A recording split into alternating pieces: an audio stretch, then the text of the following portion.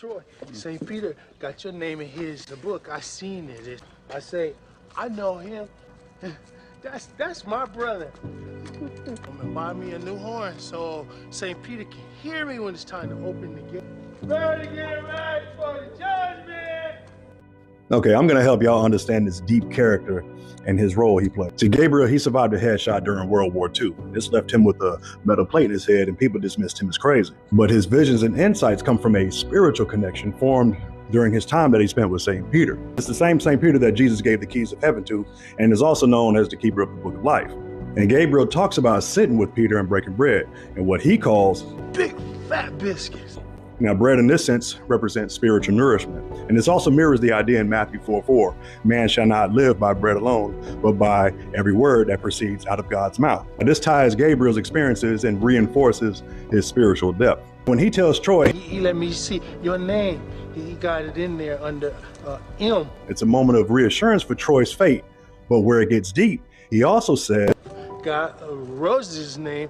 I ain't seen it like I seen yours, but I know it's in there. This moment here foreshadows the eventual separation between Troy and Rose and his adultery that broke the covenant. I'm gonna be your daddy. Then Gabriel starts hearing hellhound. Hear that? That's the hellhound. I gotta chase them out of here. Ah, get out of here! In mythology, hellhounds are guardians of the underworld and hunters of lost souls. And that's coming after Troy.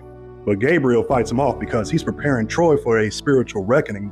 Ready to get ready for the judgment! And that's not a warning to the world, that's a warning to Troy of what's coming. Gabriel shows up at Troy's house.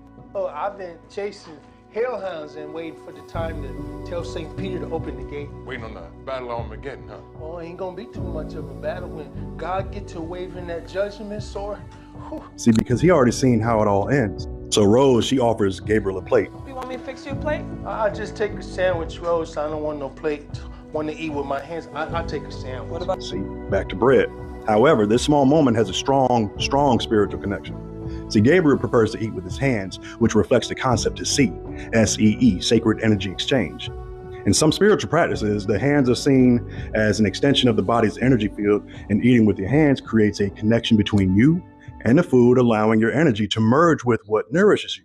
And the fingers are believed to correspond with the 5 elements, which are earth, fire, water, air, and ether. Ether represents the heavens, the celestial realm, the divine. And Gabriel's initial refusal to eat at the nursing home shows his disconnection from that sacred exchange while institutionalized, but he still needs to eat.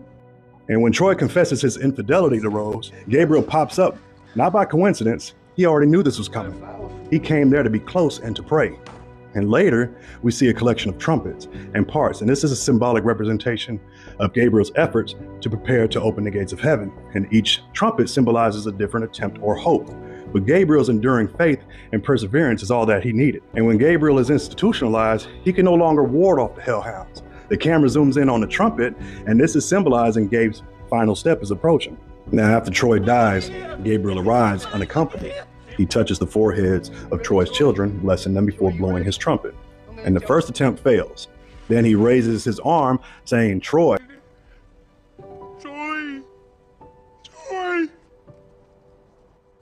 But he's not calling out to him, he's signaling to the heavens who it's for. And here we see the fence closing on the left side of the screen, symbolizing the end of Troy's earthly struggles. There in spirit to secure the family before the gates of heaven open. And this time the trumpet miraculously sounds. The clouds part and an angelic silhouette pops up with the sun centered. And everyone stands in awe while Gabriel, unsurprised but complete, smiles and says, That's the way that goes. Then he runs off fulfilled. See, Gabriel was a spiritual warrior fighting for Troy's soul and a reminder that there's a greater plan at work. And thank you for your amazing talent and skill, Mr. Michael T. Williamson.